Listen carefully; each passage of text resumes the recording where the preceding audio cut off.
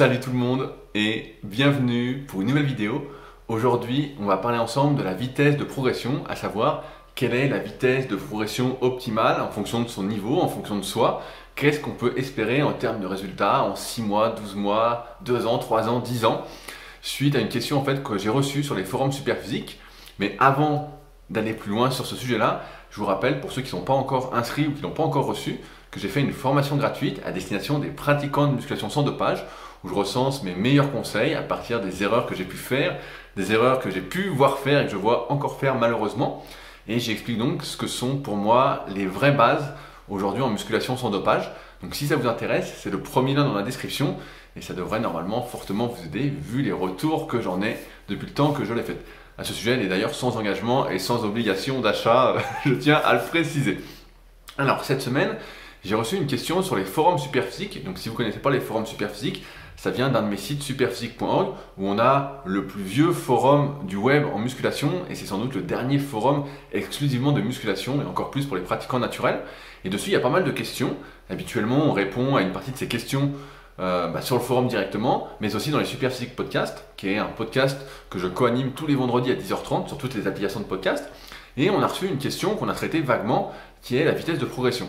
Et il y a quelqu'un sur le forum du pseudo Rafiki, j'espère que vous avez la référence de Rafiki, qui demande, voilà, est-ce que si je progresse d'1 kilo par mois sur tous mes exercices polyarticulaires, est-ce que c'est une bonne vitesse de progression? Est-ce que c'est une vitesse de progression normale?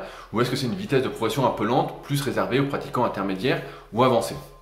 Alors je pense que, comme moi, vous avez peut-être en tête tous les avant-après qu'on voit défiler. Moi je vois souvent des avant-après sur 90 jours, sur les réseaux sociaux. Je vois souvent des avant-après sur 12 semaines, parce que la plupart du temps, voilà, qu'est-ce qu'on essaye de nous vendre? C'est des programmes sur 90 jours, donc 3 mois, égale 12 semaines. Et donc, on voit ça et on se dit, putain, mais c'est incroyable, on peut se transformer physiquement aussi rapidement, etc. Et on peut voir aussi que de plus en plus de personnes montent le ton suite à ces avant-après, en montrant que finalement, en prenant une photo sous de meilleurs angles, avec une meilleure lumière, à ce sujet, ça me rappelle que j'avais fait un article sur rudicoya.com sur comment faire des bonnes photos en musculation. Et c'est d'ailleurs un des chapitres que j'ai mis dans ce livre-là, je viens de m'en souvenir, dans le guide de la prise de masse au naturel que j'envoie tous les vendredis. Et parce que faire des photos, c'est tout un art et on peut assez facilement, quand on a l'expérience, pour faire des photos depuis mes débuts en musculation, pour ceux qui ont vu ma vidéo d'évolution, il y a toute une technique, entre guillemets, pour faire des bonnes photos. Je peux aussi bien vous rendre musclé et sec, plus ou moins sec en fonction de comment vous êtes gras, que vous rendre tout pourri, vous faire déprimer. Et souvent, ce qui est drôle d'ailleurs, petit aparté, c'est que lorsqu'on me contacte pour des coachings à distance, souvent les premières photos, les personnes font la gueule et je dis souvent où est le sourire.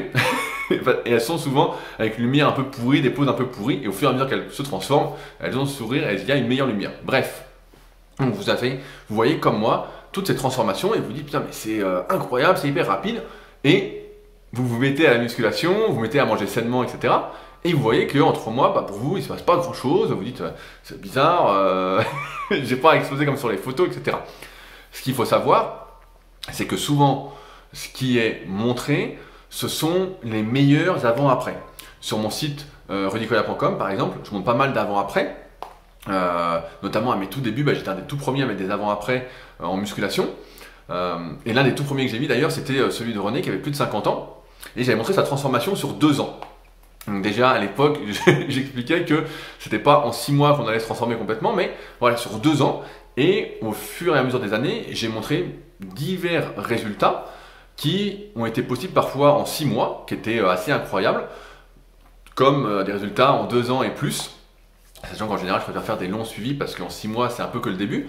Et souvent, ce qui se passe, c'est que lorsqu'il y a une super transformation dans un court laps de temps, il y a plusieurs possibilités. La première, c'est que la personne revenait d'une blessure, avait arrêté de s'entraîner, mais avait beaucoup d'expérience en musculation auparavant, avait déjà un meilleur physique. Et dans ce cas-là, elle ne fait que retrouver son niveau. Et comme vous le savez, on retrouve beaucoup plus facilement son niveau, on regonfle plus rapidement, la force revient un peu plus doucement de mon expérience.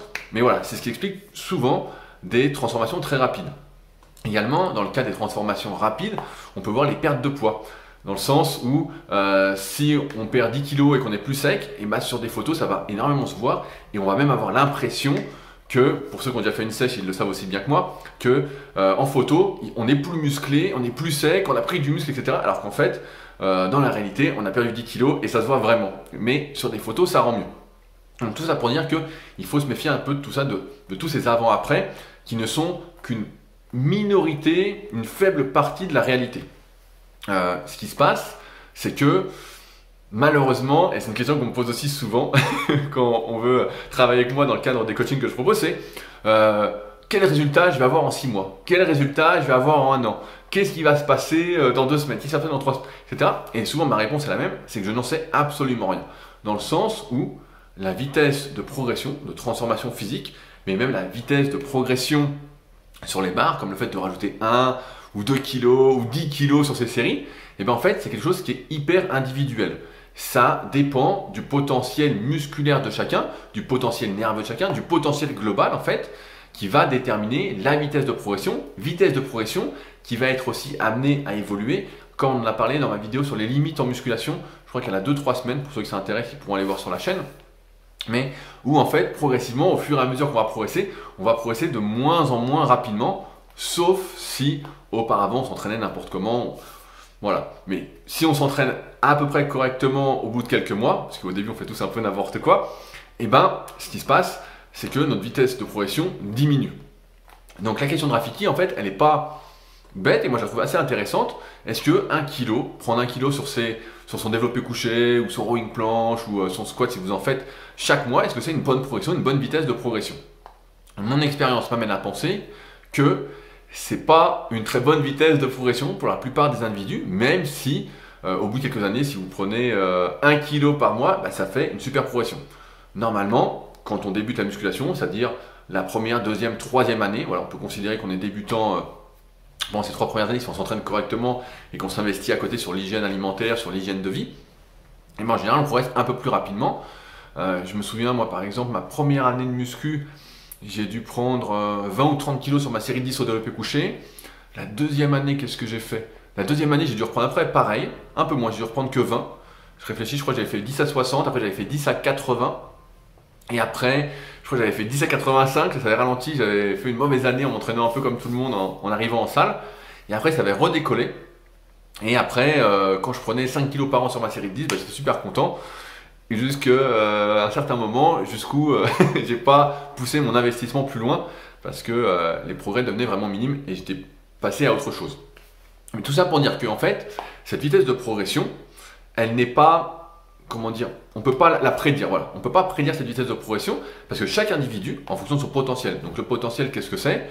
C'est la morphoanatomie pour commencer, c'est-à-dire l'analyse de ses longueurs osseuses et musculaires, dans le sens où plus on a de muscles longs, dans le sens où si on a le biceps qui va vraiment jusqu'à l'avant-bras, bah c'est mieux. S'il est plus court, bah ça fait moins de muscles à hypertrophier, donc c'est ça.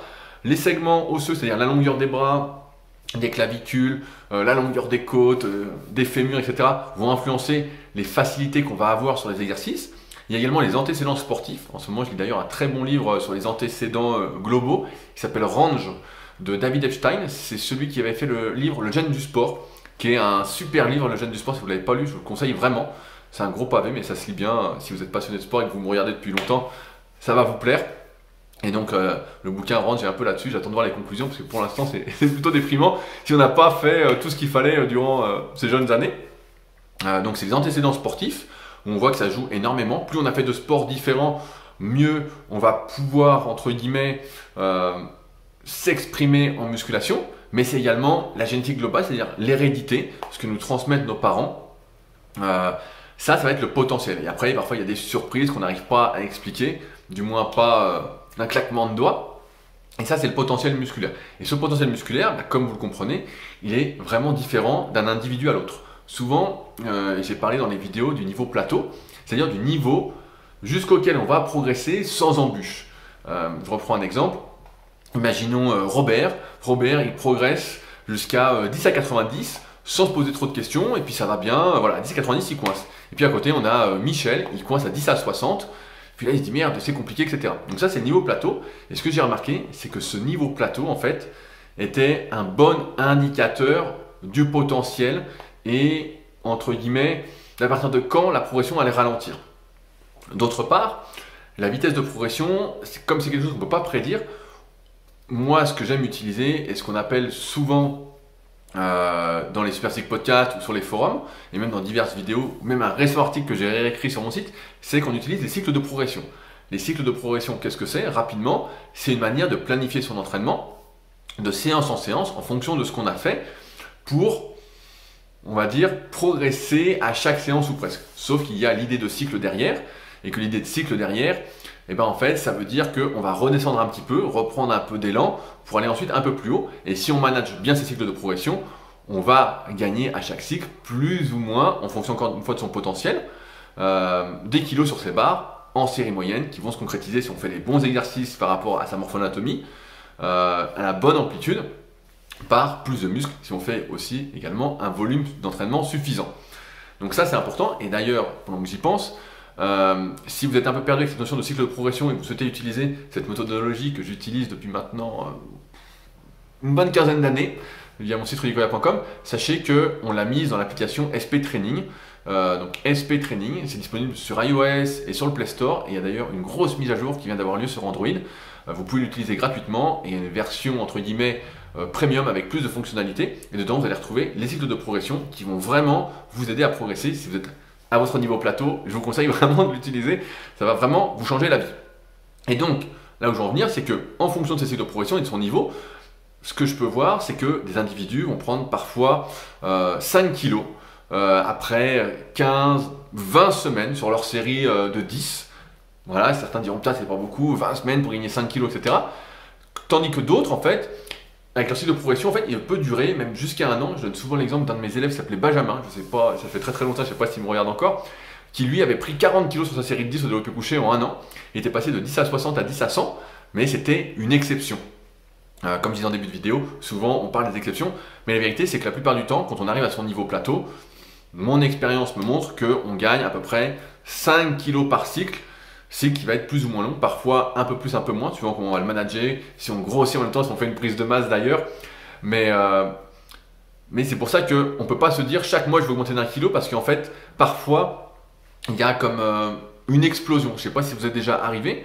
Moi, ça m'était arrivé un peu développé couché, je crois que c'était 2010 ou 2011, où j'avais pas fait de coucher pendant très très longtemps, mais j'avais entraîné les pecs différemment.